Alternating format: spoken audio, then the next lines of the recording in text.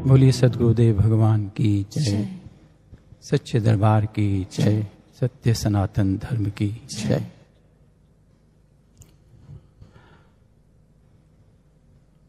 प्रभु के प्रिय भक्तों, आज हम इस वेबकास्ट के माध्यम से जो सत्संग, जो विचार श्रवण करने जा रहे हैं,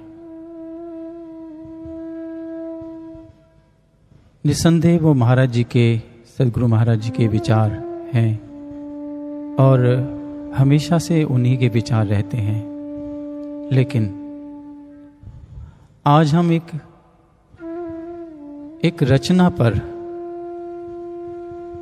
उनके शब्दों के भीतर छुपे जो आध्यात्मिक अर्थ हैं, जो फिलॉसफी है, जो सूत्र हैं, उनको समझने का प्रयास करेंगे। ये जो रचना अभी हम श्रवण करने जा रहे हैं, ये रचना महाराज श्री ने, सदगुरु भगवान ने अपने एक भक्त, अपने एक शिष्य को उसके अंतर जगत की गहराइयों में, ध्यान साधना की गहराइयों में जब वह उतरे, उसमें उन्हें ये अनुभव कराया और अनुभव में उन्हें ये सब सुनाया, दिखाया।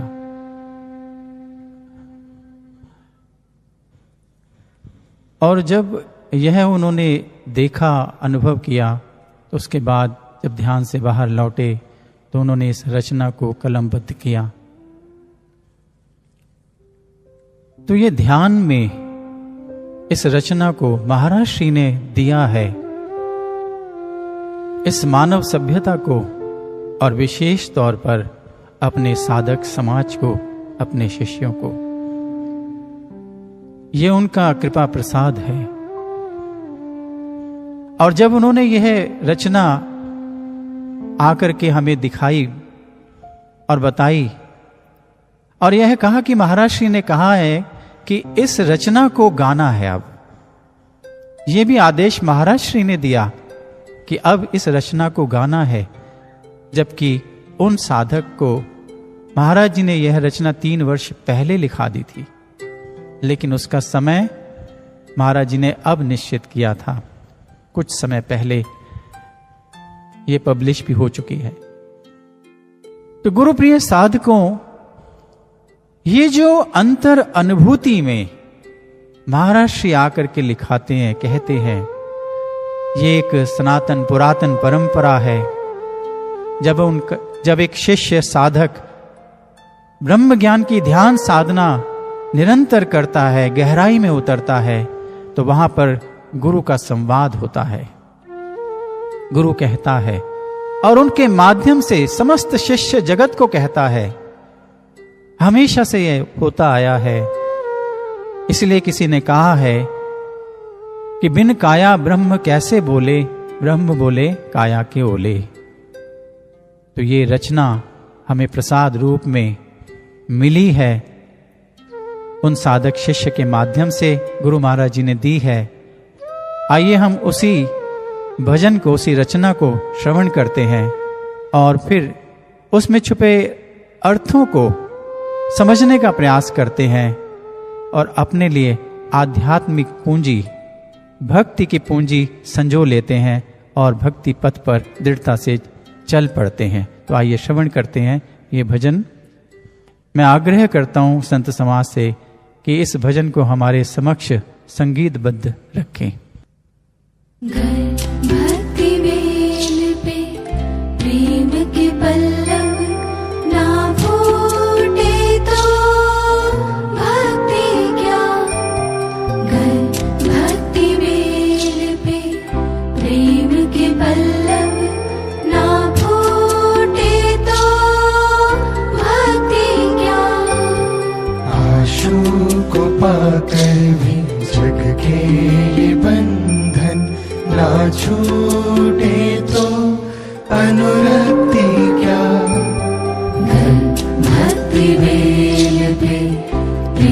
के पल्लव ना फूटे तो भक्ति क्या।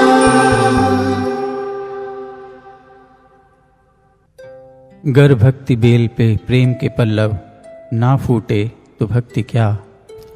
आशु को पाकर भी जग के ये बंधन ना छूटे तो अनुरक्ति क्या। इन पंक्तियों में भक्ति को बेल कहा है और प्रेम को पल्लव कहा है।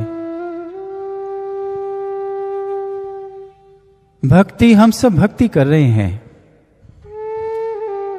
गुरु भक्ति, ईश्वर की भक्ति। इस भक्ति में अगर प्रेम नहीं है तो ये भक्ति क्या है।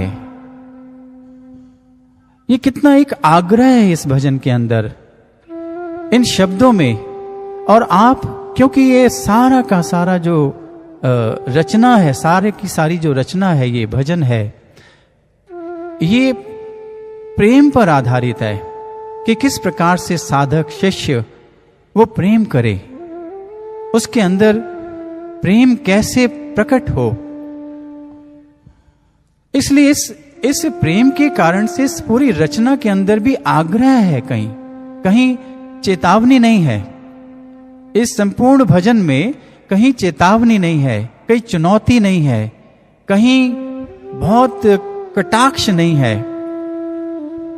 इस भजन के अंदर हर जगह एक आग्रह है, उसमें स्पष्ट लगता है, प्रेम झलकता है, गुरु का स्नेह, गुरु की ममता, गुरु का वात्सल्य।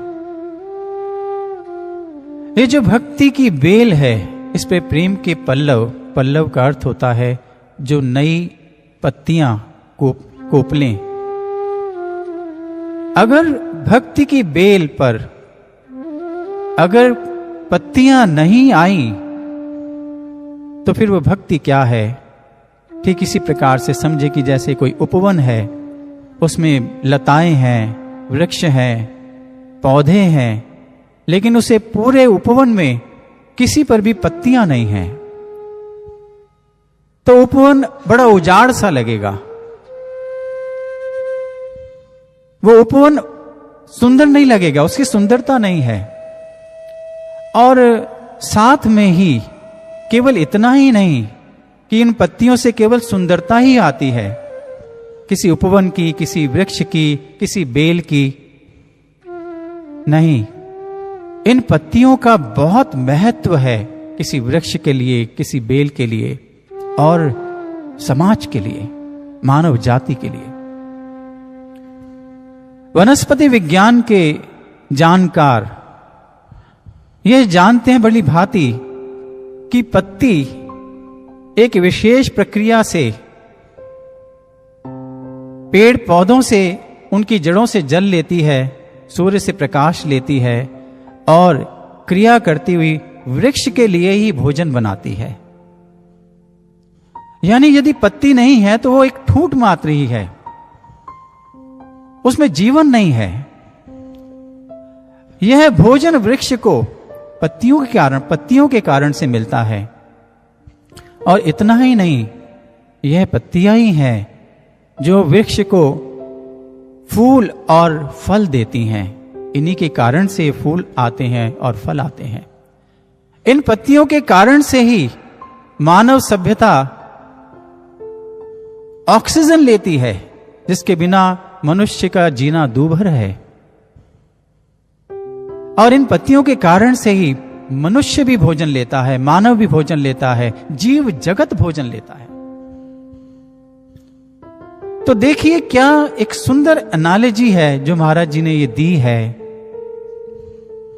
कि इसी प्रकार से यदि भक्ति में हमारे प्रेम नहीं आया, प्रेम नहीं प्रस्फुटित हुआ, तो वो जो भक्ति है वो हम उसका भोजन है। ये प्रेम, ये भक्ति भी शुष्क हो जाएगी, ये भक्ति नीरस हो जाएगी। इस भक्ति में जीवंत नहीं होगी ये भक्ति, ये मृत प्राय भक्ति है। जीवित होते हुए भी मृत प्राय है।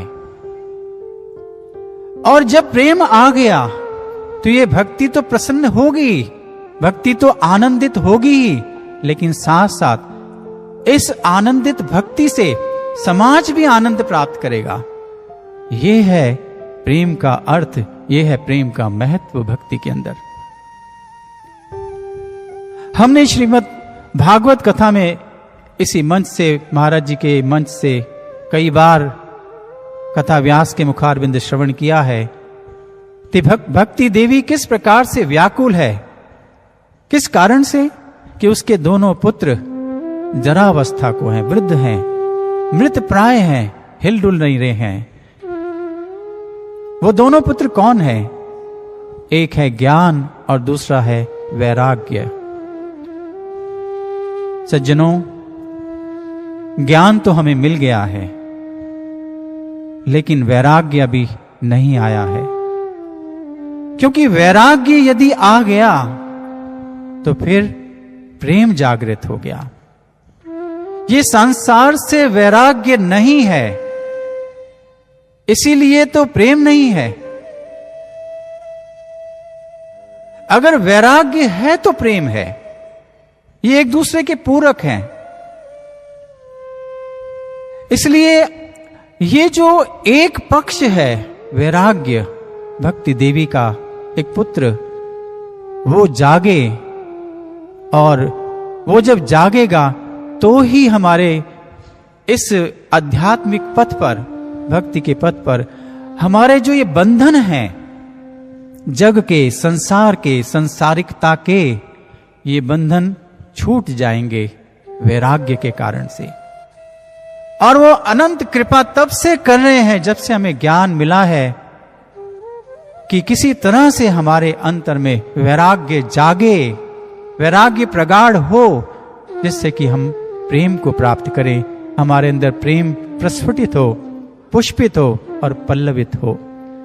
इसलिए इस भजन की, इस स्थाई की दूसरी पंक्ति यही कह रही है कि आशु को पाकर भी जग के ये बंधन ना छूटे तो अनुरक्ति क्या? अनुरक्ति श्रद्धा। ये श्रद्धा बहुत महत्वपूर्ण है। श्रद्धा प्रत्येक व्यक्ति के भीतर होती है,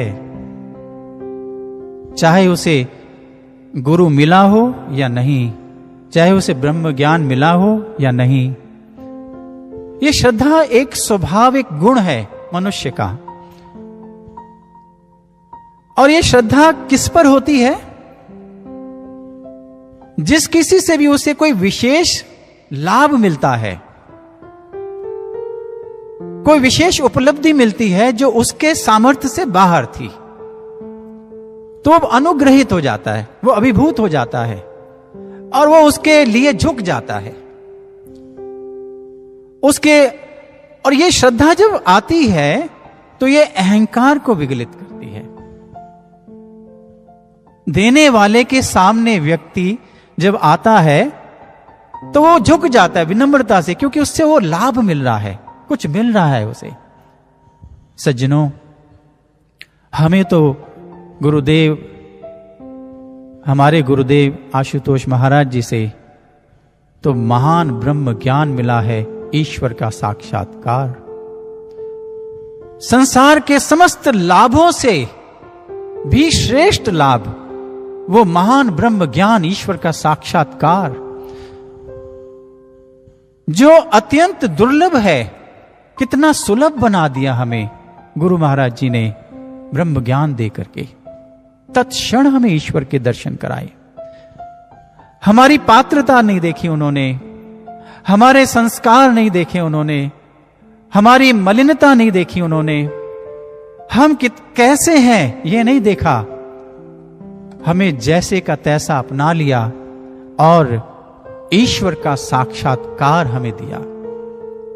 ये जीवन की सर्वश्रेष्ठ उपलब्धि है और इसके ऊपर महाराज जी ने हमें चलाया है हर तरह से। हमारी छोटी से छोटी लेके बड़ी से बड़ी समस्याओं का समाधान क्षण भर में दिया है, पल भर में दिया है।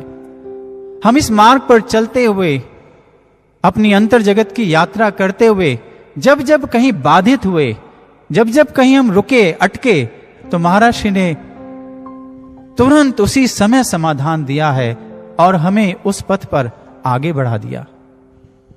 हम इस बात के साक्षी हैं। हमें याद होगा अपने जीवन का कोई ना कोई घटना, अपने जीवन का कोई ना कोई अनुभव, कोई ना कोई घटना, जब हमारा सामर्थ्य, हमारे अपनों का सामर्थ्य कोई किसी काम नहीं आ रहा था और हम अपने आप को असहाय महसूस कर रहे थे। हमें लगता था कि हम इस पथ पर कैसे बढ़ेंगे, कैसे चलेंगे। हमारे अपने ही विकार हमें परेशान कर रहे थे। ऐसे में हम महाराज जी के पास आए या महाराज जी के स्वरूप के पास बैठ गए और हमने अंतर मन से आर्त पुकार की, प्रार्थना की कि प्रभु हमारी ये समस्या है, हम भक्ति पर चलना चाहते हैं। आपने ज्ञान तो दे दिया है लेकिन हमारे भीतर वो वैराग्य नहीं है। संसार के बंधन हमें खींचते हैं, संसार में बड़ी अड़चने हैं। हमारे विषय विकार बरबस हमें, हमारे मन को बाहर की ओर ले जाते हैं, भटकाते हैं। हम अपने आप को बड़ा असहाय, दरिद्र महसूस करते हैं। प्रभु कृपा करें। और हम जानते हैं कि महाराज जी के पास ये समस्या रखते ही जो हमारी इतनी बड़ी और विकट समस्या थी वो कहां काफुर हो जाती है क्षण भर में। महाराज जी ने सहज से शब्द बोलने हैं और वो सारी की सारी परेशानी, वो दुविधा, वो सब समाप्त हो जाती है, कहां विगलित हो जाती है। ये उनकी कृपा का प्रताप है, उनके आभा मंडल का प्रताप है, उनकी करुणा दया का प्रताप है कि वो जो शब्द कहते हैं वो शब्द शब्द नहीं होते, वो शब्द अपनी भावनाओं का संपूर्ण सामर्थ्य लेकर के हमारे कानों से हमारे हृदय को विदीर्ण कर देते हैं, क्योंकि वो सद्गुरु भगवान के मुख से निकले शब्द हैं। वो शब्द तो अपनी पहचान सद्गुरु भगवान से ही तो पाते हैं। इन अध्यात्म को, आध्यात्मिक शब्दों को अगर मायने और अर्थ किसी ने दिया है तो महाराज श्री ने दिया है, क्योंकि उन शब्दों के अर्थों को, उनकी पहचान को महाराज जी ने दिया है, उनकी प्रतिष्ठा स्थापित की है।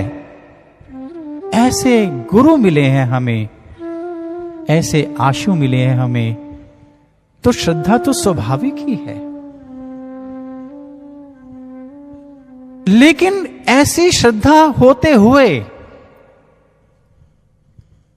हमें आशु मिल गए और ऐसी श्रद्धा भी हमारी बन गई, लेकिन उसके बाद भी अगर जग के बंधन हमें अपनी ओर खींचते हैं, भटकाते हैं, बार बार हम भटक जाते हैं, और श्रद्धा भी है हमारे गुरु के प्रति, और हम ये जानते हैं कि वो क्या चाहते हैं हमसे, उसके बाद भी अगर हम इन बंधनों में फंसे हैं तो महाराज श्री कहते हैं तो क्या ये अनुरक्ति है? क्या ये ऐसी श्रद्धा किस काम की? इसका मतलब अभी श्रद्धा पूर्ण नहीं है। हमारी श्रद्धा भटकती है, कभी संसार में, कभी संसारिकता में, कभी विषय विकारों में। इस संसार में महाराज जी के तुल्य कौन है ये हम अच्छी तरह से जानते हैं। उनके समान दाता कौन है ये हम अच्छी तरह से जान गए हैं। उनका सामर्थ्य क्या है ये हम अच्छी तरह से जान गए हैं। अपने अनुभवों से, उनके सानिध्य से, उनकी कृपा से और उनके दिव्य घटनाओं से, चमत्कारों से, उनके दिव्य लीलाओं से।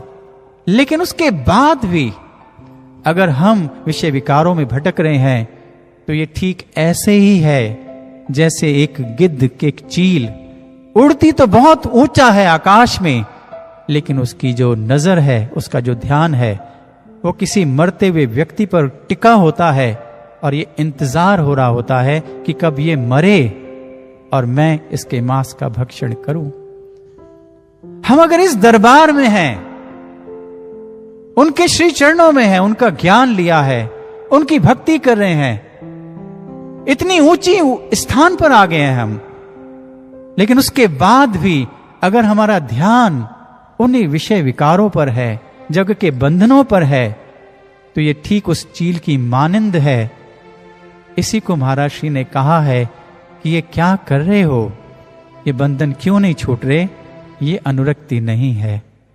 गुरुप्रिय साधकों, इसलिए हम इस पथ पर अपने आप को अनुरक्त कर सकें, इसके लिए हमारा प्रेम प्रगाढ़ हो, प्रेम प्रस्फुटित हो, बढ़े और वो प्रगाढ़ हो, इसका हमें प्रयास करना है। ये पूरा भजन इसी बात पर है, इसी कॉन्सेप्ट पर है, यही फिलॉसफी है, यही कमी इसकी ओर इंगित कर रहा है ये भजन। महाराज श्री हमें इशारा कर रहे हैं कि तुम अपने भीतर में प्रेम लाओ, प्रेम जगाओ, प्रेम आएगा, प्रेम जगेगा तो संसार के बंधन निश्चित रूप में टूट जाएंगे, आप उनसे छूट जाएंगे और आपकी अनुरक्ति अपना स्थान पा लेगी, गुरु के चरण में पूर्णता अर्पित हो जाएगी।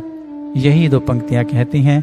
आगे महाराज श्री क्या कहते हैं, आइए श्रवण करते हैं भजन के माध्यम से। सच्ची लगन ले, शौर्य सघन ले, अंतर गगन में उड़ना सिखाया। कलुषित विचारों से, कुसंस्कारों से, मन के विकारों से मुड़ना सिखाया। हम घर मुड़े ना, उनसे जुड़े ना, फिर सदगति हो सकती क्या, हो सकती क्या। घर भक्ति बेल पे प्रेम के पल्लव ना फूटे तो भक्ति क्या। सच्ची लगन ले, शौर्य सघन ले, अंतर गगन में उड़ना सिखाया। कलुषित विचारों से, कुसंस्कारों से, मन के विकारों से मुड़ना सिखाया। महाराज श्री ने हमेशा यह समझाया है कि गुरु शिष्य परंपरा क्या है। गुरु शिष्य को ज्ञान देकर के और छोड़ नहीं देता, बल्कि ये गुरु शिष्य को आध्यात्मिक जन्म देता है और मां के रूप में उसका पालन करता है, पिता के रूप में उसको संस्कार देता है और उसको इस भक्ति के पथ पर बढ़ाता है और तब तक उसके साथ रहता है जब तक कि वो अपने लक्ष्य, अपनी मंजिल को प्राप्त नहीं कर लेता। अंतर जगत में अकेला नहीं छोड़ता उसे। इसलिए सच्ची लगन ले, शौर्य सघन ले, अंतर गगन में उड़ना सिखाया। सज्जनों, मन की दो ही गति हैं, एक तो बहिर्जगत में बहना या फिर अंतर जगत में। मन को तो चलना है, मन चंचल है, चलायमान है। अगर हम इसे खुला छोड़ देंगे तो ये संसार में विषय विकारों में बहेगा अपने स्वभाव के कारण से, क्योंकि संसार पतन है और अंतर जगत उत्थान है। यदि हम इस चलायमान मन को अगर हम इंट्रोवर्ट नहीं करेंगे, अंतर जगत में नहीं ले जाएंगे, प्रयास नहीं करेंगे, तो यह बहिर्मुखी होगा। मन की तो गति है, या तो अंतर्मुखी हो या बहिर्मुखी हो। इसलिए हमारा निरंतर प्रयास, और महाराज जी ने हमें हमेशा यही समझाया है। हमने देखा है कि महाराज जी एक भी क्षण कभी आध्यात्मिक जगत के भक्ति के सूत्रों के अलावा कभी कोई बात नहीं करते। अगर हमने किसी सांसारिक समस्या की चर्चा की भी तो महाराज जी ने उसको समझाते हुए उसका निदान अध्यात्म से ही जोड़ के दिया है। आपको याद होगा जब भी हम किसी परेशानी से गए तो महाराज जी ने कहा ध्यान सुमरन किया करो, साधना सुमरन किया करो। समस्या हमारी संसारिक होती है लेकिन उसका निदान साधना, सुमरन, अंतर्जगत, भक्ति पथ। हमें हर समस्या के लिए हर तरह से महाराज जी ने अंतर जगत में मोड़ा है। मुझे एक घटना याद आती है। एक बहन रक्षाबंधन के दिन उसे हुआ कि मैंने आज ये जो राखी है अपने महाराज जी को बांधनी है, सबसे पहली राखी, क्योंकि हमारे सच्चे रक्षक तो वही हैं। हमेशा उन्होंने रक्षा की है, करते हैं, इसलिए मैंने राखी उन्हीं को बांधनी है। और यह सोच के वो भवन में आई जहां महाराज जी विराजमान थे दिल्ली में, और उन्होंने बड़े प्रयास किए लेकिन महाराज जी ने राखी नहीं बंधवाई। जैसे वो पहुंचती उठ के चल पड़ते दूसरे कक्ष में। जब वो किसी प्रकार से वहां पहुंचती तो फिर वो कहीं उठ करके किसी संगत के बीच में चले जाते दर्शन देने, और ये सिलसिला चलता रहा। अंततः गत्वा महाराज जी को उन्होंने कहा कि महाराज जी आप मुझे बता दो कि आप मेरे से राखी बंधवाना चाहते हैं कि नहीं। महाराज जी मुस्कुरा पड़े। महाराज जी कहते हैं कि सुनो, जानते हो कि मैं रक्षा किसकी करता हूं? मैं रक्षा उसकी करता हूं जो मेरी आज्ञा के बंधन में बंधता है, उसी की रक्षा करता हूं। ये सूत्र है। महाराज जी ने हमें, शिष्य समाज को, साधकों को जब जब भी किसी आज्ञा में बांधा है, आज्ञा दी है, उस आज्ञा में ही हमारा कल्याण है। और ये निश्चित बात है। उन्होंने आज्ञा वही दी है जो हम कर सकते हैं, लेकिन हमारी लापरवाही है, हमारा लड़कपन है, हमारी निष्क्रियता है, हमारी कुत्सित सोच है। ये कैसे अभागे हैं हम लोग यदि हम उनकी आज्ञाओं में न चल पाए। कोई बहुत ऐसी आज्ञा नहीं कि न जाने कोई क्या करना पड़ेगा, वही आज्ञा जो हम कर सकते हैं। जो नहीं कर सकते वो तो गुरु स्वयं करते हैं हमारे लिए, ये तो उनकी पहचान है, इसलिए वही आज्ञा दी। लेकिन समस्या यह है कि हमारा गंभीर चिंतन और ईमानदार प्रयास नहीं होता है इस पथ पर। हम बहुत बड़ी भूल करते हैं, हम गुरु आज्ञा में नहीं चल पाते हैं, हम उनकी आज्ञा में बंध नहीं पाते हैं। और जिसके कारण से क्या होता है कि उन्होंने जो ये उद्घोष किया है कि मैं उन्हीं की रक्षा करता हूं जो मेरी आज्ञा में बंधे होते हैं, आज्ञा के बंधन में बंधते हैं। मुझे बंधन मत बांधो, मेरे बंधन में बंधो, तभी मेरी रक्षा आपको मिलेगी। आप मुझे बंधन इसलिए बांधना चाहते हैं ना कि मेरे से रक्षा चाहते हैं अपनी, तो फिर बंधन ये तुम बंधो गुरु की आज्ञा में, गुरु के प्रेम में, गुरु के प्रति श्रद्धा में बंधो। मुझे याद है एक गुरु भाई स्वामी जी, उन्होंने मुझे अपनी जीवन की घटना बताई कि जब मैं 15 वर्ष के करीब था तो मैं घर से सत्संग में जाता था, बहुत छोटा था, अपने माता पिता के साथ। और मैं जब नूरमहल गया, रक्षाबंधन का दिन था, छोटा था मैं, मुझे पता नहीं था कि इसका अर्थ क्या होता है रक्षाबंधन का। जो मैंने देखा तो मुझे लगा कि मैं भी महाराज जी को राखी बांधूंगा आज। तो मैं 2 राखियां लेकर के नूरमहल पहुंचा। जब मैं वहां पहुंचा तो मुझे अवसर मिला तो मैंने एक राखी महाराज जी की कलाई पर बांध दी। महाराज जी किसी ध्यान में निमग्न थे, मैंने प्रणाम किया और कलाई पर राखी बांध दी। महाराज जी ने अचानक से देखा तो देखा बहुत छोटा सा बालक है, मैं 15 साल का। तो महाराज जी मुस्कुरा दिए, प्यार किया, गाल पे थपकी दी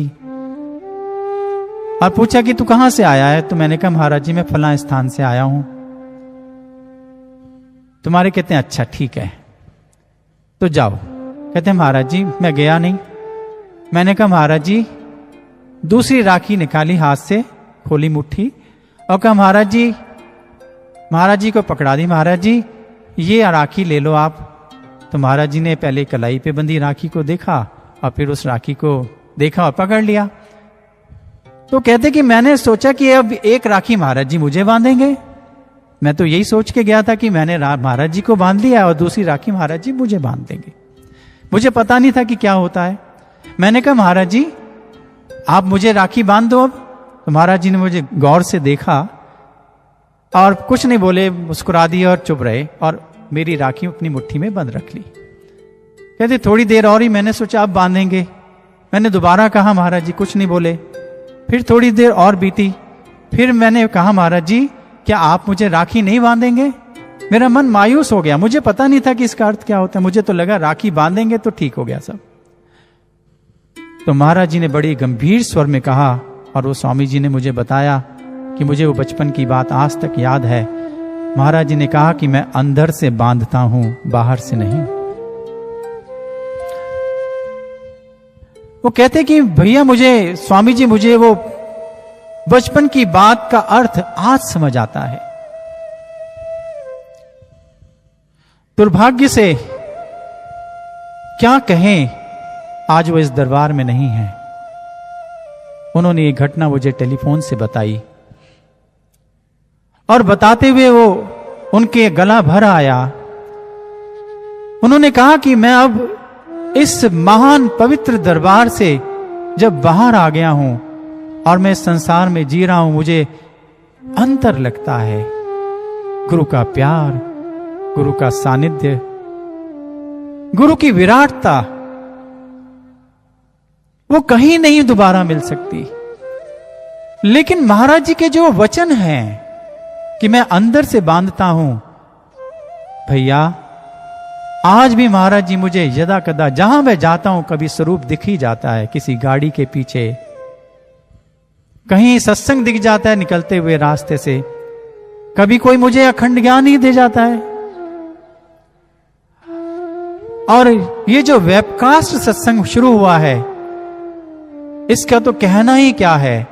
मैं इसका इंतजार करता हूं पूरे सप्ताह और इसको सुनते ही और गुरु दरबार को देखते, महाराज जी के स्वरूप को देखते मुझे याद आ जाता कि महाराज जी ने आज तक मुझे बांध के रखा है। हम ही अभागे हैं, हम ही छोड़ते हैं गुरु को, गुरु हमें नहीं छोड़ता। हमारे कुसंस्कार, हमारे विचार, कलुषित विचार, हमारा ये मन, ये विकारी मन हमें इस महान दरबार से ले जाता है। लेकिन गुरु तब भी नहीं छोड़ता क्योंकि उन्होंने ये वचन कहे थे। उन स्वामी जी ने कहा कि मैं आपको एक और बात बताता हूं भैया, कि मैं एक हिडन मिशन चला रहा हूं। मैंने कहा हिडन मिशन वो कौन सा? कहते कि भैया मैं बाहर आ गया हूं ना, इसलिए अब मेरे नाम के साथ आनंद नहीं है, क्योंकि अब मैं स्वामी नहीं रहा। इसलिए अब मैं एक आनंद नाम से प्रोजेक्ट चला रहा हूं और उस प्रोजेक्ट के अंतर्गत मैं जहां भी जाता हूं, जिधर भी जाता हूं, वहां लोगों को सत्संग सुनाता हूं, ज्ञान की चर्चा करता हूं, महाराज जी की चर्चा करता हूं और उन्हें तैयार करके निकट के आश्रम में भेज देता हूं ज्ञान दीक्षा लेने के लिए, ताकि वो ज्ञान से जुड़े, महाराज जी से जुड़े, महाराज जी के मिशन से जुड़े। और मैं उनको एक यही बात कहता हूं कि आपके जीवन में आनंद तभी आएगा जब आपके जीवन में महाराज जी आएंगे। गुरु प्रिय साधकों, मुझे एक और घटना याद आती है। ये गुरु की लगन देखिए, गुरु के शौर्य की सघनता देखिए। हर प्रकार से, हर तरह से गुरु हमें इस पथ पर चलाना चाहता है। इस संसार में ऋषि, अवतार, गुरु जब भी संसार में आते हैं, उनका कोई ना कोई ध्येय, कोई ना कोई लक्ष्य होता है। महाराज जी का जो ध्येय है, लक्ष्य है इस युग में, इस संसार में आने का, वो हम भली भांति जानते हैं। विश्व में शांति,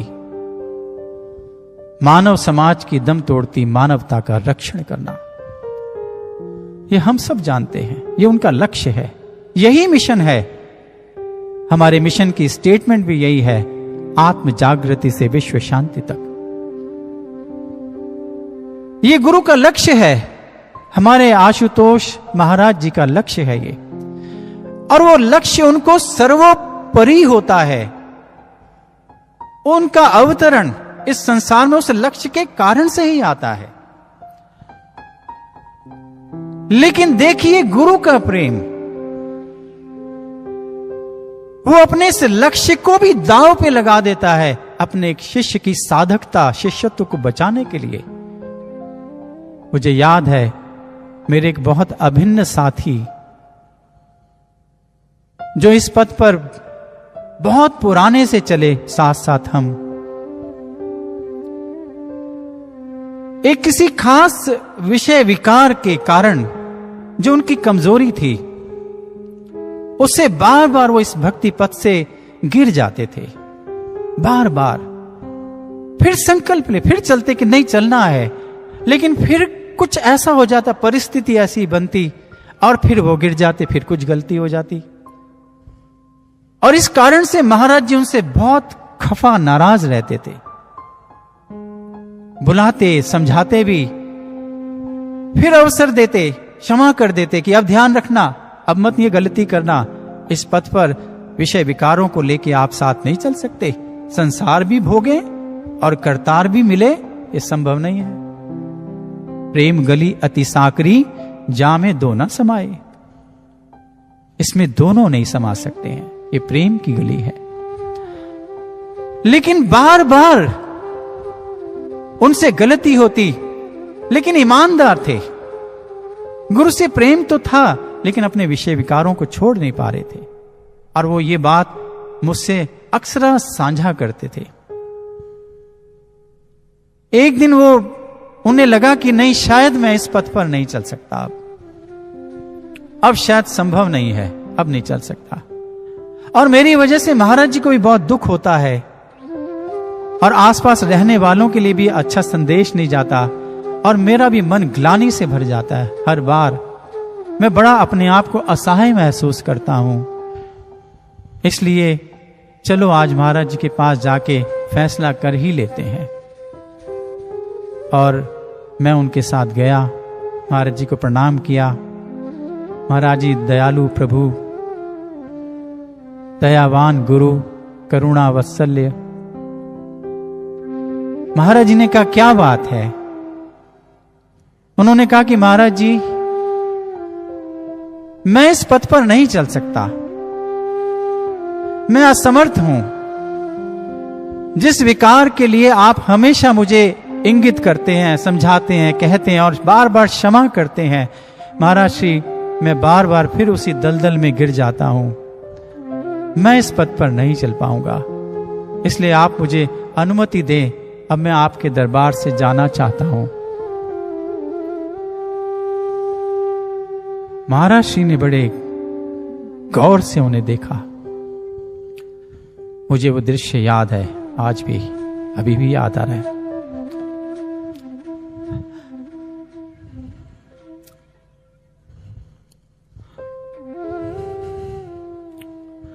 महाराज जी अपने आसन के किनारे पर आ गए, आगे आ गए और बड़े वात्सल्य से उनको देखा। कहते कि पथ छोड़ना नहीं, ये जीवन दोबारा नहीं मिलेगा, ये अवसर। संसार में कुछ नहीं है, विषय विकारों में कुछ नहीं है। अनेक जन्म इन्हीं विषय विकारों में तुमने गवाए हैं। ये जन्म गुरु को देना है। वो रो पड़ा।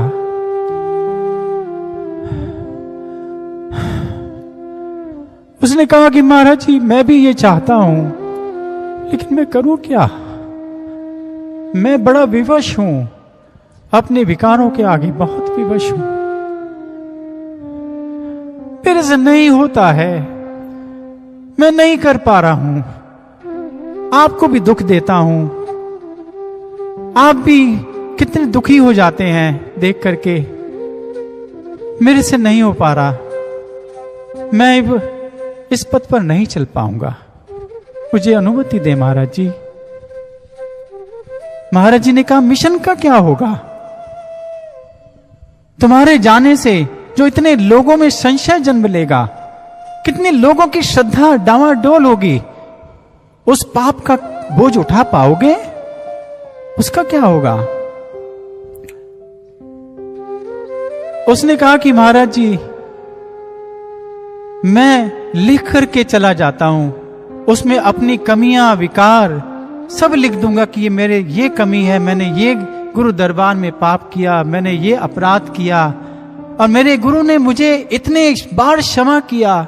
मैं महाराज जी सब लिख के चला जाऊंगा, आप दिखा देना सबको, मिशन पर आंच नहीं आएगी।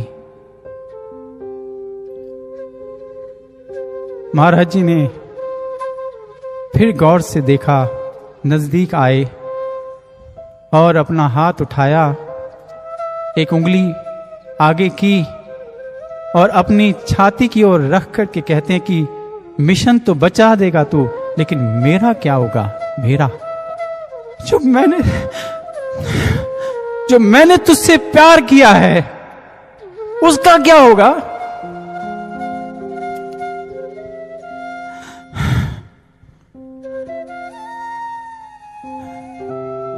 वो शिष्य हैरान हो गया।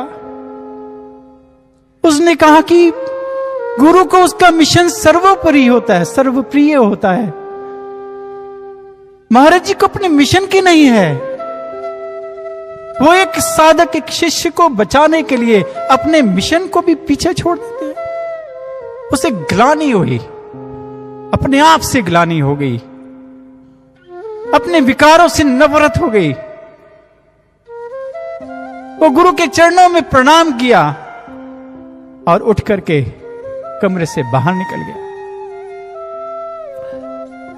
आज भी वो शिष्य इस दरबार में है और महाराज जी की सेवा में रत है। सज्जनों, ये क्लासिक एग्जाम्पल है जिसका साक्षी बनने का अवसर महाराज जी ने मुझे दिया। वो भूलता नहीं दृश्य, वो महाराज जी की करनी भूलती नहीं है। वो महाराज जी की कृपा, ये महाराज जी का शौर्य है, ये हमारा प्रयास नहीं है।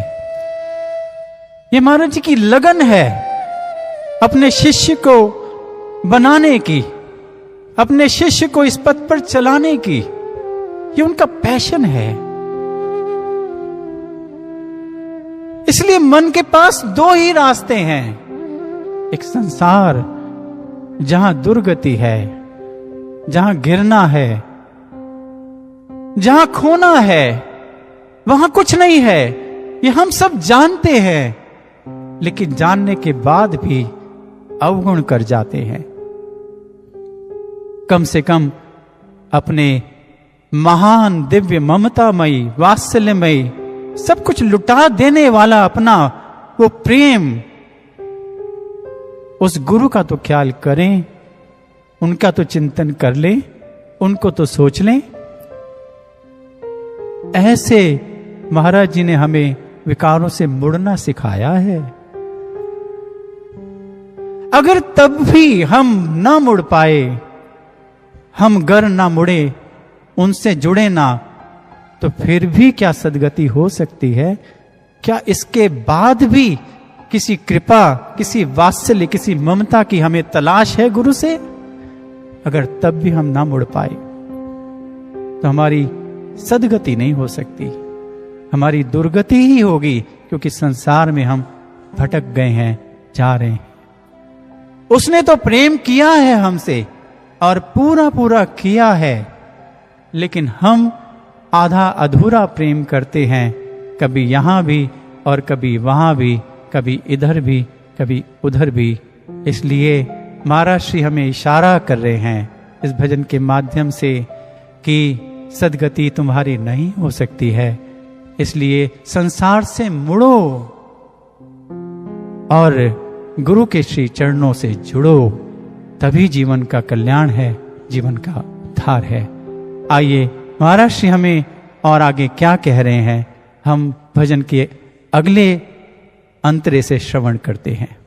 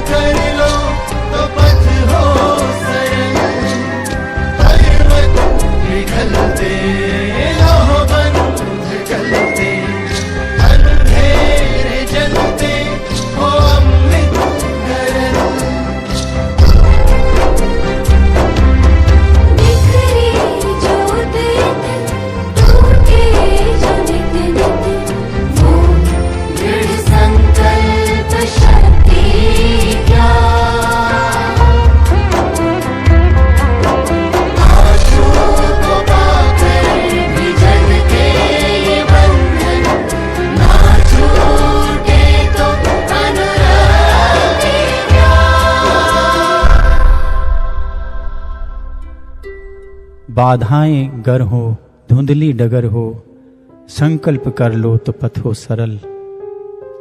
पर्वत पिघलते, लौ बंध गलते, अंधेरे जलते हो अमृत गरल।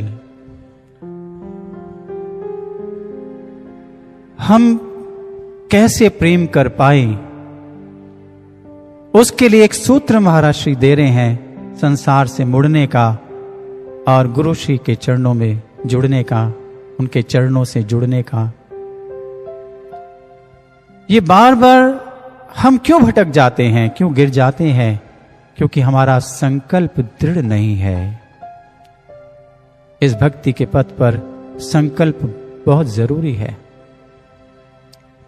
संकल्प का अर्थ क्या होता है गुरुप्रिय साधकों? संकल्प का मतलब है जब कि आप किसी विशेष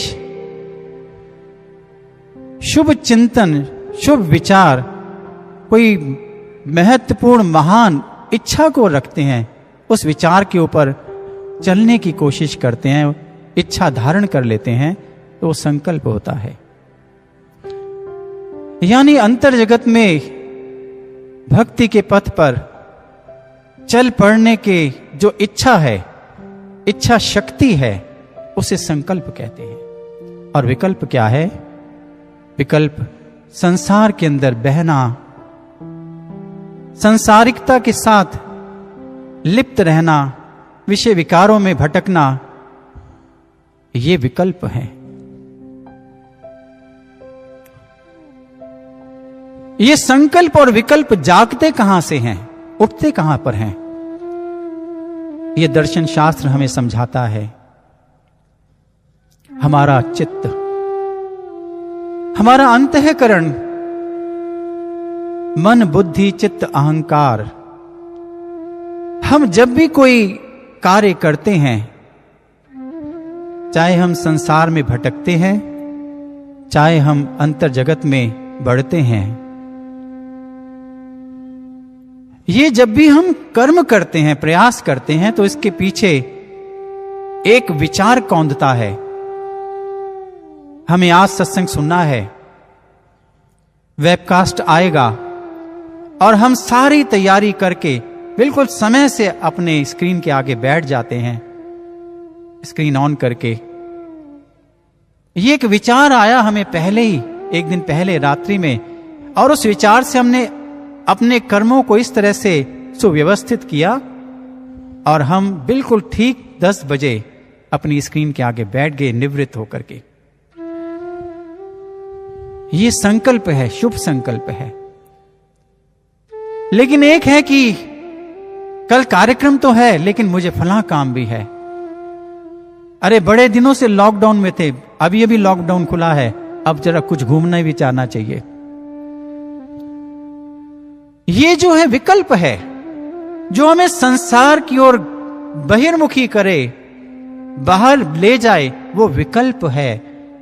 क्योंकि वो संकल्प अच्छा नहीं, वो विचार अच्छा नहीं है। ये विचार जन्म लेता है अंतर में, और ये विचार ही बताता है कि ये विकल्प है या संकल्प है। वो विचार जो हमें बाहर ले जाए, बहिर्मुखी करे, वो विकल्प है, और जो विचार हमें अंतर्मुखी करे, वो संकल्प है। ये विचार कहां से उठता है? अंतर जगत से, अंदर से। कहां से? चित्त से हमारे। ये चित्त है जहां अनेक जन्मों के कर्म संस्कार हैं, जो वहां पड़े हुए हैं। वो कर्म संस्कार जिससे संकल्प और विकल्प उठते रहते हैं, जन्म जन्मांतरों के जो किए हुए कर्म हैं, अनेकों जन्म के।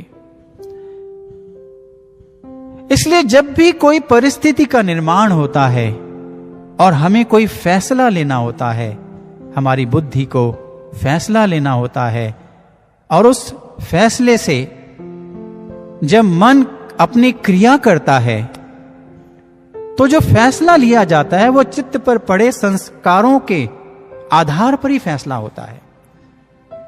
हमारे चित्त पर किस तरह के संस्कार पड़े हुए हैं।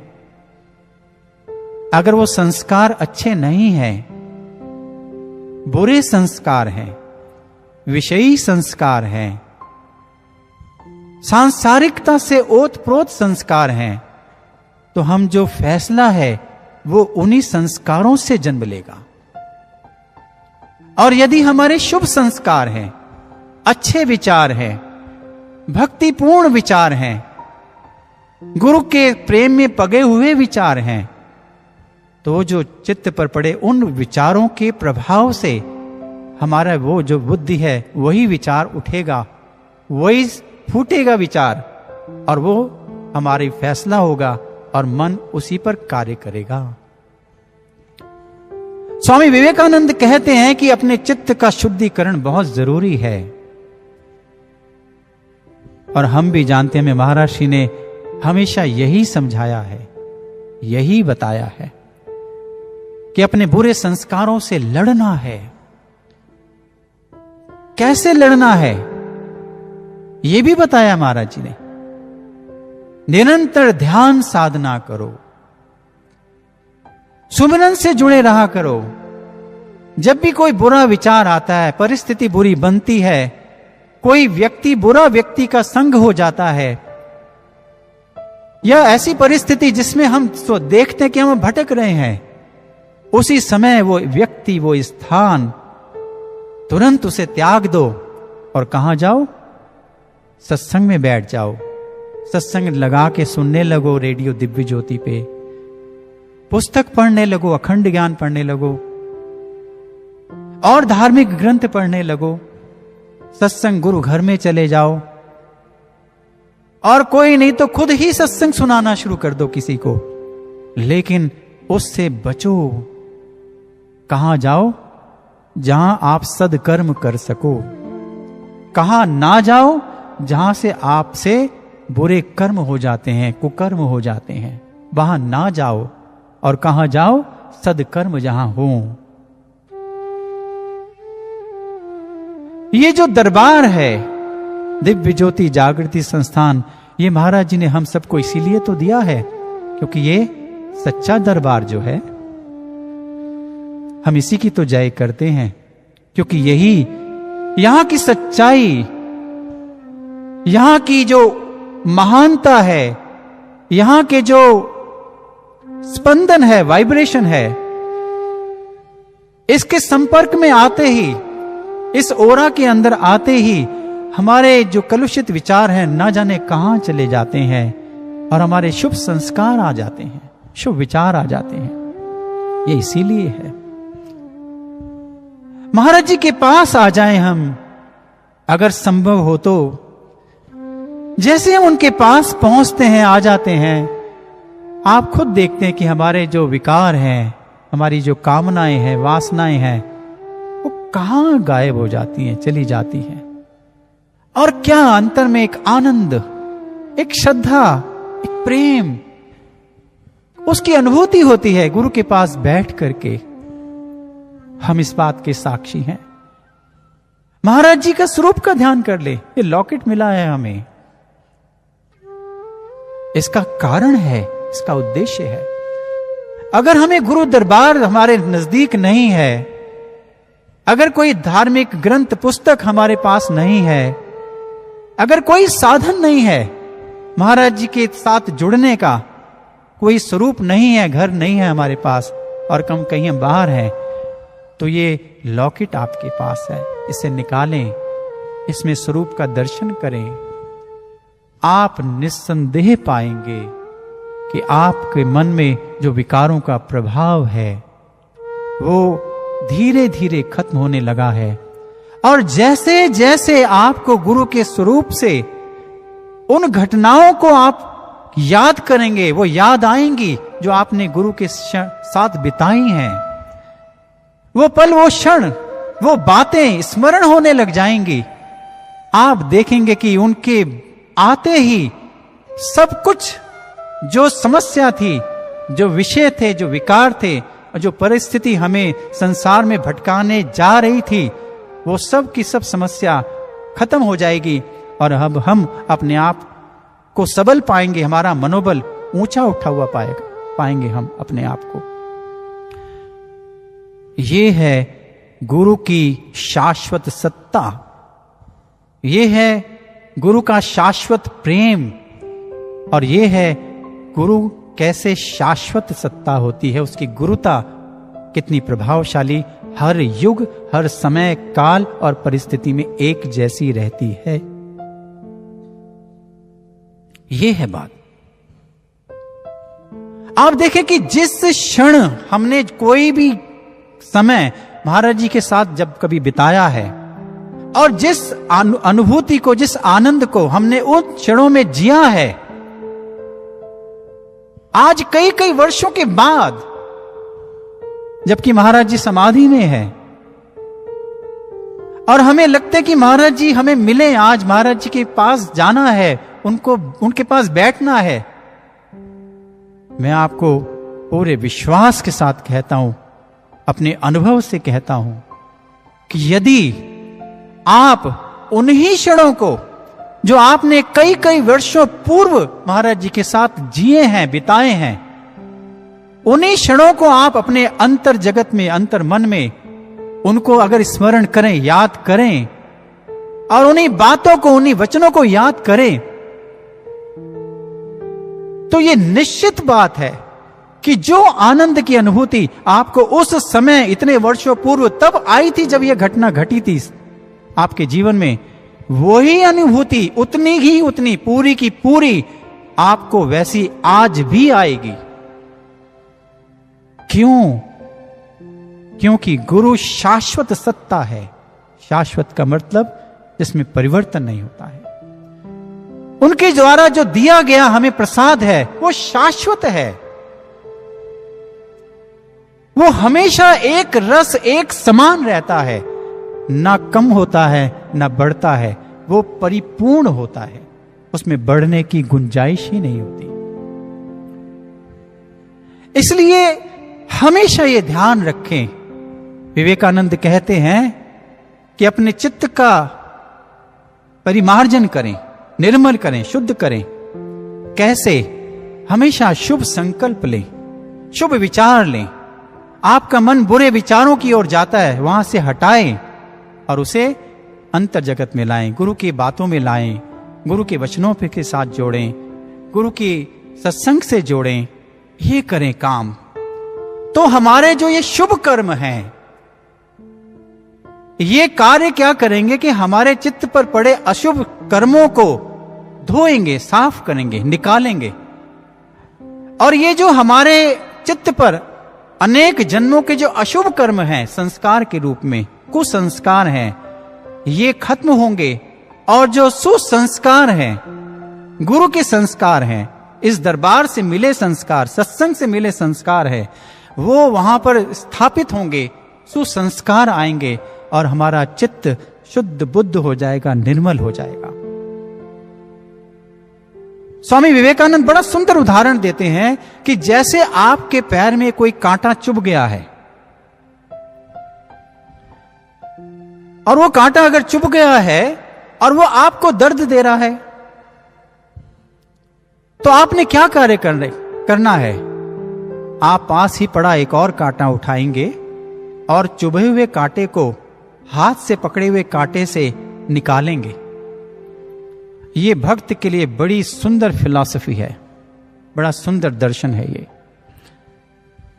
हम शुभ संस्कारों से, शुभ विचारों से, इस शुभ कर्मों रूपी कांटे से हम अशुभ कर्म जो हमने किए हैं, उन कुसंस्कारों को जो चित्त पर पड़े हैं, जो हमें दर्द दे रहे हैं, टीस दे रहे हैं, इस मार्ग पर चलने नहीं देते हैं, उसको हमने कुरेद करके निकालना है। दोनों कर्म हैं, कांटे हैं, लेकिन एक दर्द कम कर रहा है और एक दर्द दे रहा है। एक दर्द का निवारण है और एक दर्द का कारण है।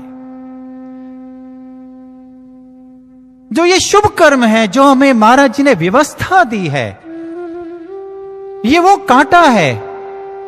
जो वो अशुभ कर्म है जो हमने जिए हैं जन्म जन्मांतरों से, जो हमारे चित्त पर पड़े हुए हैं और हमें दर्द दे रहे हैं, ये कर्म उन कर्मों को काटेंगे, उखाड़ेंगे, निकालेंगे, सफाई होगी हमारी।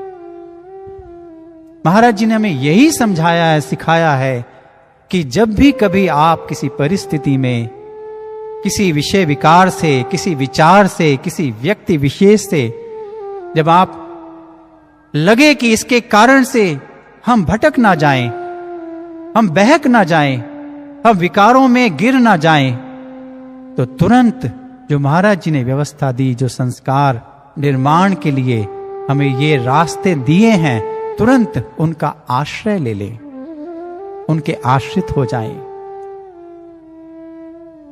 और जब इस तरह से करते रहेंगे तो ये निश्चित है कि एक दिन आपका जो संकल्प है, आपका मनोबल ऐसा हो जाएगा कि आपके चित्त से शुभ संकल्प ही निकलेंगे, वहां विकल्प बचेंगे ही नहीं। और शुभ संकल्प जब निकलेंगे तो फिर क्या होगा? हम संसार में भटकेंगे नहीं, हमारी जो भावनाएं हैं वो इधर उधर नहीं भटकेंगी, हमारे जो संकल्प हैं वो विकल्प में नहीं बदलेंगे, टूटेंगे नहीं, और हमारी शक्ति मनोबल के रूप में ऐसी होगी कि हम अध्यात्म के पथ पर, गुरु के पथ पर निरंतर अग्रसर होते चले जाएंगे। कोई भी विषय विकार हमें हिला नहीं सकेगा। जैसे विवेकानंद के पास एक स्त्री पहुंची और वो कहती है कि महानुभाव, मुझे आप बहुत पसंद हैं, प्रिय हैं, और मेरी ये इच्छा है कि मैं आपसे एक आपके जैसा पुत्र पाऊं। अब ये परिस्थिति है, लेकिन नरेंद्र विवेकानंद अपने गुरु के प्रेम में पगे हुए हैं, उनका चित्त निर्मल हो चुका है। उनके चित्त से इस विकल्प को सुन करके क्या संस्कार निकलते हैं, उनके संस्कार क्या कहते हैं? विवेकानंद कहते हैं कि यदि आपको मेरे जैसे पुत्र की कामना है तो फिर तो एक काम हो सकता है। उस स्त्री ने कहा कि क्या? विवेकानंद कहते हैं कि फिर आप ऐसा कीजिए कि आप मुझे ही अपना पुत्र बना लीजिए और अब मैं आपको अपनी मां मान लेता हूं, तो आपको मेरे जैसा पुत्र मिल जाएगा।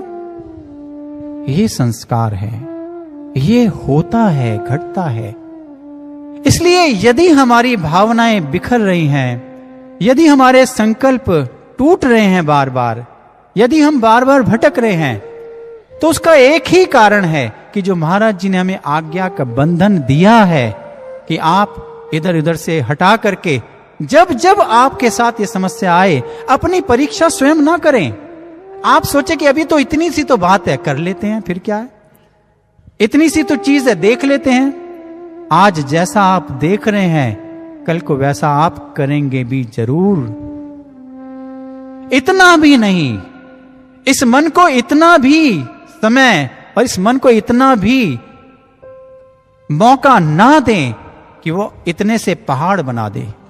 इसलिए महर्षि ने यही समझाया है कि ये संकल्प शक्ति आपकी ऐसी जग सकती है यदि आप गुरु के आज्ञा के बंधन में कर्म करें, अपने कुसंस्कारों को काटें और बार बार दृढ़ रहें, अटल रहें, मजबूत रहें, अपने आप को लड़े अपने आप से, तो ये संकल्प शक्ति में इतनी ताकत है कि पर्वत पिघल जाते हैं।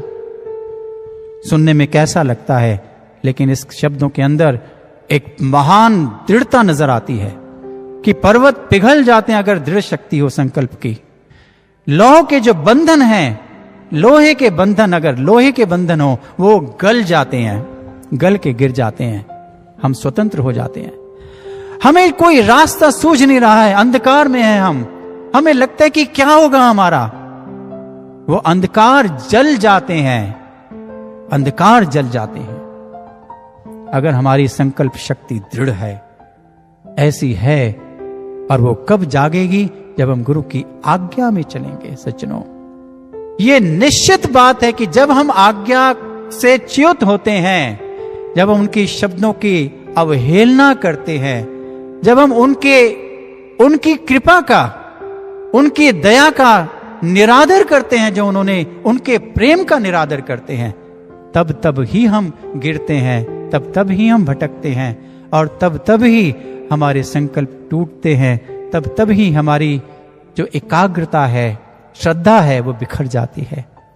इसलिए ऐसा महान संदेश, ऐसा महान रास्ता और ऐसा महान समाधान बड़ा सहज है, जो सरल है, करने में आसान है, जो हमें दिया है इतनी महान विपत्ति से बचने के लिए।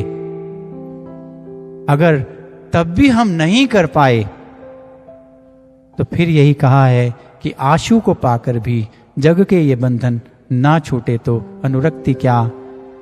बिखरे जो उतहित, टूटे जो नित नित, वो दृढ़ संकल्प शक्ति क्या।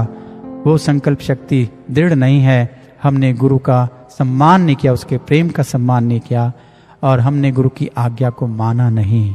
इसलिए प्रिय साधकों, अपनी संकल्प शक्ति को बढ़ाना है, और निरंतर जो नित्य कर्म हमें दिए हैं करने के लिए, वो हमें बड़ी निष्ठा से, ईमानदारी से और पूरी तरह से करना है। उसमें कंसिस्टेंसी होनी चाहिए, नियमितता होनी चाहिए। ये नहीं आज किया कल नहीं किया। ये महाराज जी हमें समाधान दे रहे हैं। अगर ऐसा हम करेंगे तो फिर हमारे भीतर जो प्रेमा भक्ति है उसका पुष्प भी खिलेगा और वो पल्लवित होगा।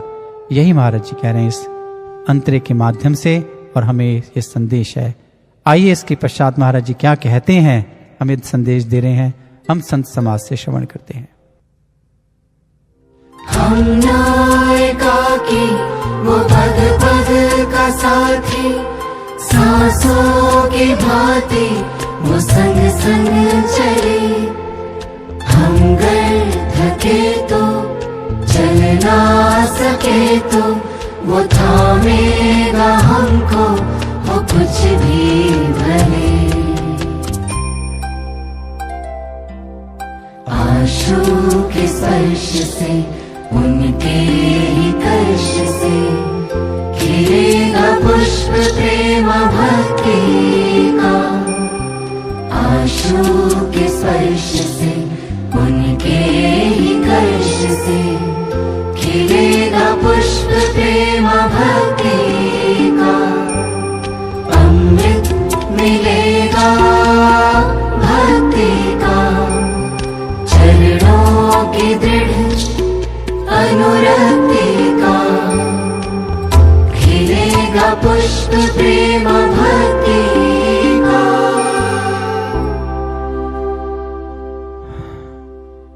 हम ना एकाकी, वो पग पग का साथी, सांसों की भांति वो संग संग चले। हम घर थके तो चल ना सके तो वो थामेगा हमको, हो कुछ भी भले। ये कितना बड़ा वक्तव्य है, स्टेटमेंट है महाराज जी की, और ये बहुत बड़ा सहारा है। हम उन सभी शिष्य साधकों का जो इस पथ पर चलना चाहते हैं लेकिन अपने आप को असहाय महसूस कभी कभी करते हैं, लगता है कि अब थक गए हैं, हम चल नहीं पाएंगे। महाराज श्री ने कहा कि आप कोशिश करें, प्रयास करें। आप प्रयास करेंगे तो उसके बाद सब कुछ गुरु ने करना है। ये महाराज जी ने हमें कई भजनों के माध्यम से भी समझाया है, कहा है। आपने एक भजन सुना ही होगा, दिशा दिखाई दिव्य गुरु ने, हमने भी तो ठानी है, विकसित कर अपनी प्रतिभाएं, राहें नई बनानी है। इस संदेश में महाराज जी ने हमें कहा हुआ है कि सूक्ष्म लोक से गुरुवर द्वारा मिलता प्रखर प्रकाश है, विकट समस्या के निदान का चलता सतत प्रयास है। विकट समस्या किसकी? एक साधक के जीवन में एक अनोखी नई कहानी का सुपात्र बन जाना है। हम प्रयासरत रहें, कुपात्र ना बने, सुपात्र बने। हमसे अगर अच्छा नहीं हो पा रहा है तो कम से कम बुरा भी ना करें। अगर हम अच्छे कर्म नहीं कर पा रहे हैं, इस मार्ग पर नहीं चल पा रहे हैं, तो कम से कम कुमार्ग पर भी तो ना गिरे,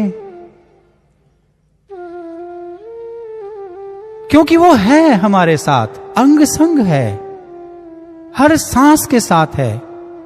चाहे वो समाधिष्ट हैं, लेकिन सूक्ष्म लोक से वो हमें निरंतर अपना प्रखर प्रकाश दे रहे हैं। हर विकट से विकट समस्या का निदान वो सतत दे रहे हैं।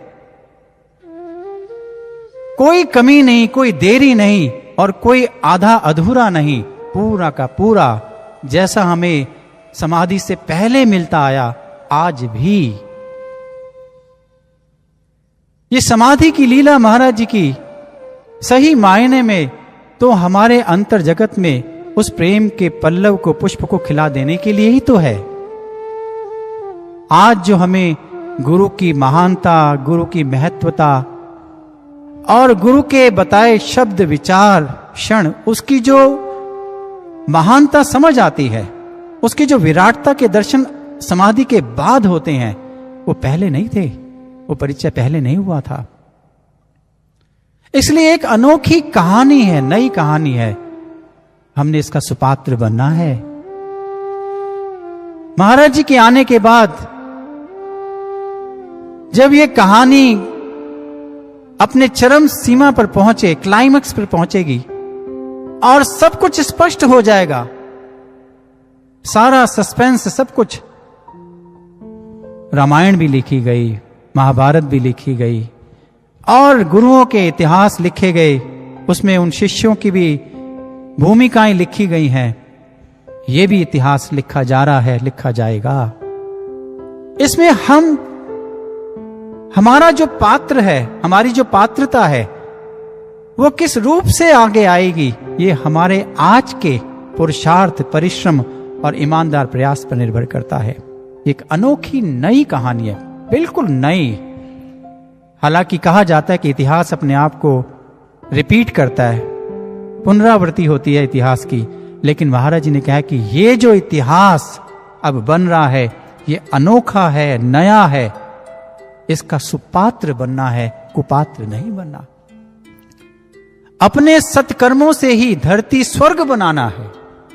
एक अनोखी नई कहानी का सुपात्र बन जाना है, अपने सत्कर्मों से ही धरती स्वर्ग बनाना है। ये समय ऐसा है। महाराज जी की डायरी से एक स्टेटमेंट, एक लाइन हमें पढ़ने को मिली कुछ ही दिनों पहले। उसमें महाराज जी ने अपनी हैंड राइटिंग में लिखा था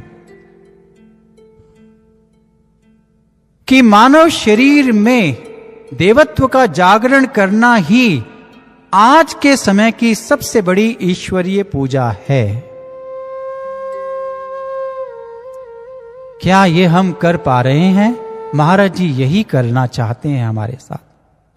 उनका सारा पुरुषार्थ, प्रयास, प्रेम, वात्सल्य, उनके डांट भी, उनका क्रोध भी और उनका प्रेम भी, सब कुछ इसके पीछे एक ही उद्देश्य, ध्येय है कि मेरा शिष्य, मेरा साधक किस प्रकार से उसके अंदर दैवीय गुण जागृत हो जाए, वो देवत्व जागृत हो जाए। और वो किस लिए जागृत हो? क्योंकि वो हम शिष्यों के द्वारा धरती पर स्वर्ग बनाना चाहते हैं। और ये जो अभी रचना आप सुन रहे हैं, दिशा दिखाई दिव्य गुरु ने, हमने भी तो ठानी है। ये उन्हीं दिनों की बात है, दिव्य शांति महोत्सव 2012 और 13 में खूब गवाया महाराज जी ने मन से, समझाया, सिखाया। इसके अंदर संदेश है कि ये है मेरा लक्ष्य और ये है समय की मांग। इसलिए अपने सत्कर्मों से आपको खड़ा होना है। आपसे मैंने विश्व शांति लानी है, आपसे मानव समाज की दम तोड़ती मानवता को बचाना है। इस शिष्य समाज से ही धरती पर स्वर्ग बनाना है। और ये विलक्षण समय है, इसमें आप सुपात्र बन जाएं। जन्म जन्मांतरों में जो आप नहीं प्राप्त कर सकते हैं भक्ति के द्वारा, वो आप इस जन्म में प्राप्त कर लेंगे। अगली पंक्ति उसी बात को कहती है, अब अनुग्रहित अनुदानों की बही धार तूफानी है। दिशा दिखाई दिव्य गुरु ने, हमने भी तो ठानी है। आपसे जितना होता है, लेकिन कुमार्ग पर ना जाएं, भटके नहीं, गलत कार्य ना करें। महाराज जी ने कहा आपके चिंतन में तो बुरे विचार आ जाएं, वो भी मैं क्षमा कर दूंगा, लेकिन उन बुरे विचारों को अपने कर्म में परिणित नहीं होने देना। फिर वो कर्म बन जाते हैं, वो बंधन है, वो भटक जाता है जीव। इसलिए ये जो कृपा है, इस समय विशेष क्षण है, इसमें सब कुछ गुरु कर रहा है, वही करेगा। हमें तो केवल खड़े होना है, सिर्फ खड़े होना है, गिरना नहीं है, मुड़ना नहीं है, पीछे हटना नहीं है। हमें केवल खड़े रहना है। वो सब कुछ करेगा और वो एहसास करा देगा कि मैं तेरे साथ हूं। मुझे एक और घटना याद आ रही है। एक स्वामी जी जो कि पंजाब से हैं और बहुत पुराने हैं, बहुत समय से हैं इस मिशन में, आज भी बड़ी निष्ठा से वो कार्यरत हैं इस मिशन के अंदर। उन्होंने मुझे महाराज जी के साथ उनकी एक जो वार्ता है वो मुझे बताई। उन्होंने कहा कि भैया, महाराज जी की समाधि में जाने से कुछ दिन पूर्व महाराज जी के पास बैठने का अवसर मिला, तो महाराज जी ने चर्चा छेड़ दी। महाराज जी ने कहा कि इस मिशन में हमेशा यदा कदा विरोध होता रहा है, संघर्ष रहा है, साधकों के साथ, शिष्यों के साथ, संत समाज के साथ। और महाराज जी ने बहुत पुरानी पुरानी घटनाएं जो देश भर में घटित हुई, इस मिशन को, साधकों को जो संघर्ष सहना पड़ा, विरोध सहना पड़ा, वो एक एक करके बताई। कभी किसी राज्य की, कभी किसी राज्य की। और महाराज जी ने कहा कि तुम्हें याद है ये सब? तो उन स्वामी जी ने कहा कि हाँ महाराज जी, मुझे सब याद है। उसके बाद अंत में महाराज जी ने बहुत नवीन घटना जो अभी हाल फिलहाल में हुई थी, कार्यक्रम रखा गया था और उसका विरोध हुआ, महाराज जी ने उस घटना के बारे में कहा कि तुम्हें यह भी याद है? तो उन स्वामी जी ने कहा हाँ महाराज जी, इस कार्यक्रम में तो मैं खुद उपस्थित था। तो महाराज जी ने कहा लेकिन तुमने ये देखा कि जितना भी विरोध हुआ, जितना भी संघर्ष सहना पड़ा, उस सब के बाद अंततोगत्वा परिणाम क्या निकला? स्वामी जी ने कहा कि महाराज जी, परिणाम यही निकला कि प्रचार और बढ़ा। संघर्ष तो हुआ, विरोध तो हुआ, लेकिन अंत में सत्य की विजय हुई, प्रचार और बढ़ा। और आपके किसी शिष्य समाज को, साधक समाज को कोई विशेष नुकसान नहीं हुआ कभी। महाराज ने कहा बिल्कुल ठीक। फिर महाराज जी ने जो वक्तव्य दिया वो बहुत प्रासंगिक है आज के इन विचारों में, आज के इन विचारों के लिए। महाराज जी ने कहा इसलिए जीवन में हमेशा एक बात याद रखना मेरी, हर वक्त हर समय तुम्हें ही फ्रंट पर खड़ा होना पड़ेगा, शिष्य को ही खड़ा होना पड़ता है, ये नियम है। लेकिन शिष्य कुछ भी करता नहीं है, करता केवल गुरु है। महाराज जी ने कहा इसलिए याद रखना कि गुरु साथ है, हमेशा है, और वो कुछ भी नहीं होने देगा आपको हारने नहीं देगा। आप जिस मिशन के लिए खड़े हो गए उस मिशन को नीचे नहीं होने देगा। सब कुछ वो करेगा, वो समर्थवान है, लेकिन खड़ा आपको करेगा। क्यों? क्योंकि वो आपको श्रेय देना चाहता है। वो इस अनोखी नई कहानी का सुपात्र बना देना चाहता है। समाज में सारा श्रेय अपने स्वभाव के अनुसार महाराज जी अपने भक्तों और शिष्यों को देते हैं, आप ये जानते ही हैं। इसलिए हमें ये भरोसा रखना है कि वो हमेशा हमारे साथ है, हम अकेले नहीं हैं। चाहे हमारा वो संघर्ष व्यक्तिगत हो, चाहे वो हमारा संघर्ष समष्टिगत हो, मिशन के लिए हो, चाहे वो हमारे अपने खुद से लड़ने के लिए हो, वो हमेशा हर लड़ाई में हमें विजय योद्धा देखना चाहता है और वो विजय बना देगा। उसी के सामर्थ्य से विजयी होंगे हम, लेकिन हमें ये भरोसा रखना पड़ेगा कि वो हमारे साथ है, अंग संग है, श्वासों की भांति है। इसकी स्टेटमेंट देखिए आप, जैसे श्वास हमें कभी नहीं छोड़ के जाते जब तक हम हैं, जब तक ये कहने के लिए कि हम हैं जीवित तब तक श्वास है। मानो श्वास से ही तो जीवन है। इसलिए हमारा शिष्यत्व भी है तब तक जब तक हमारा गुरु हमारे संग है, इसका बोध हमें रहता है। तब हम गलत कुछ नहीं करेंगे और तब हम हर आंधी तूफान में डट जाएंगे, भिड़ जाएंगे, लड़ जाएंगे, क्योंकि वो हम अपने सामर्थ्य से नहीं लड़ रहे हैं, हम अपने गुरु के सामर्थ्य से लड़ रहे हैं। इसलिए ये पंक्तियां कहती हैं कि सांसों की भांति वो अंग संग संग संग चले, वो आपके साथ चल रहा है। चाहे हम थक जाएं, चाहे हम चल ना सके, आप घबराना नहीं, वो आपको थाम लेगा, आपको थाम के आपको आगे बढ़ा देगा। ये जब थामेगा ना, चाहे वो अदृश्य रूप से थामे, चाहे वो साक्षात प्रकट होके थामे, चाहे वो अपने शब्दों के वचनों के स्पर्श से थामे, वो स्पर्श करे, ये स्पर्श बड़ा आनंददायी है। ये जो एहसास है ना, ये बहुत कारगर है। ये हमें स्पष्ट महसूस करा देता है कि मेरा गुरु ने किया है सब कुछ। ये तो जो साधक खड़ा होता है उसे पता है। जब हम इस विश्वास से चलेंगे, खड़े होंगे, घबराएंगे नहीं, डटे रहेंगे, चाहे कुछ भी हो जाए, थक जाएंगे, लेकिन मुड़ना नहीं है, भटकना नहीं है, गिरना नहीं है, पीछे नहीं लौटना है।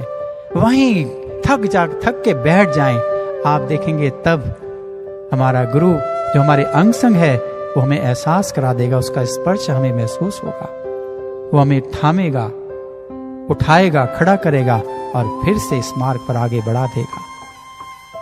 अंत तो गत्वा एक ही है कि ये पुष्प खिलकर ही रहेगा। ये प्रेम का जो पल्लव है, जो आरंभ में महाराज जी ने हमें कहा कि प्रेम का पल्लव फूटा नहीं, जो प्रेम की जो पत्ती है, जो अभी नई कोपल है, जो फूटी है, फूट जाए और वो पत्ती बढ़ेगी, बढ़ जाएगी, विकसित होगी, और विकसित होने के बाद उससे पुष्प खिलेगा, उससे फूल खिल जाएगा इस बेल पर, और वो फूल से फिर फल भी निकलेगा, और जिस फल से समाज का भला होगा, जिस फूल से इस भक्ति रूपी उपवन की सौंदर्यता बढ़ेगी, और जिस पत्ती से हमें आनंद खुराक मिलेगी, भोजन मिलेगा, ये सार्थक हो जाएगा। ये निश्चित है। महाराज जी ने कहा निश्चित ही प्रेमा भक्ति का अमृत मिलेगा, भक्ति का, चरणों की अनुरक्ति का ये पुष्प खिलेगा प्रेमा भक्ति का। सज्जनों, ये महाराज जी के वचन है और हमें इन पे आस्था रखनी है, विश्वास रखना है, निरंतर चलते रहना है और निश्चित रूप से विजय हमारी है। और हमेशा याद रखना है महाराज जी के वचन जो दिव्य शांति महोत्सव में महाराज जी ने बोले हैं कि यह नहीं सोचना कि हम आपसे दूर हैं। आत्मा से, भावनाओं से, विचारों से हम आपके बिल्कुल नजदीक हैं। ये महाराज जी के शब्द हैं। और फिर महाराज जी ने कहा यह बात एक भक्त अच्छी तरह से जानता है। इसलिए हमारी भक्ति ऐसी हो कि हम ये जानें कि वो हमारे विचारों में, भावनाओं से, आत्मा से सदैव हमारे साथ हैं, हमेशा बिल्कुल नजदीक हैं। और जब ऐसा होता है तो हम नहीं रहते हैं, तुम ना रहोगे, मेरा रूप होगे, विकारों को तज के धवल रूप होगे। गुरु शिष्य की सब दीवारें मिटाकर तुम सच्चिदानंद मम स्वरूप होगे। ये भी महाराज जी ने एक अनुभव में कहा है। वो गुरु शिष्य की दीवारें मिट जाएंगी। एक शिष्य के लिए गुरु नहीं रहेगा, वो उसे दिखेगा कि वो तो मेरा ईश्वर, मेरा भगवान है। और एक उसका शिष्यत्व खत्म हो जाएगा और वो उसी सच्चिदानंद रूप हो जाएगा। गुरु अपना ही रूप बना लेगा, जो स्वयं है वैसा ही गुरु उसे बना लेगा। और हमारी दूरियां मिट जाएंगी, हम उनके निकट हो जाएंगे, हमारा पुष्प खिल जाएगा। इसी मंगल कामना के साथ कि हमारी ये भावना फलीभूत हो, महाराज जी का ये लक्ष्य जो इस भजन के माध्यम से हमें दिया है वो पूरित हो, हम इससे उबर सकें और उनके चरणों में अनुरक्ति पूरी हो, हमारा प्रेमा भक्ति का पुष्प खिल जाए। ऐसी मंगल कामना के साथ आइए महाराज जी के चरणों में एक जय घोष लगाते हैं। बोलिए सद्गुरुदेव भगवान की जय, सच्चे दरबार की जय, सत्य सनातन धर्म की जय।